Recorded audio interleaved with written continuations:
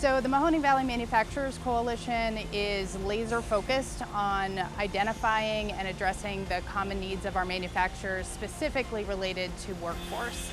Everywhere I've worked in my previous companies, I've always been engaged with whatever the local manufacturing association is. And I will say that MVMC is a totally different animal when it comes to that. Just the level of engagement, not just with the member organizations, but with the local technical schools, the career centers, and being able to give us what we're asking for, not the cookie cutter, hey, here's a program, go to your local tech school, send them to a class. It has really been a unique experience, and that's why I'm as engaged as I am. So some of the things that our members get excited about are our recruitment strategies. We've got a pre-apprenticeship program at the high school level and our work advance program that helps to attract people from other industries in this competitive labor market.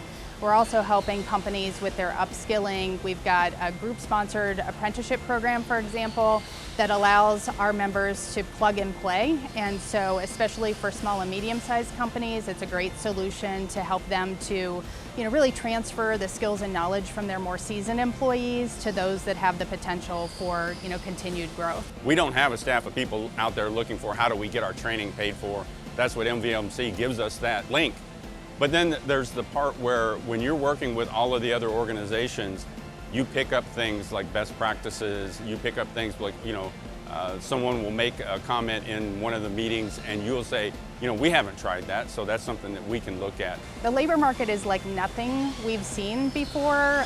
It's an unusual labor market, it's a tight labor market, and it's causing us to be even better at problem solving and innovating and spreading the word through a wider network of partners about the jobs that are available in manufacturing.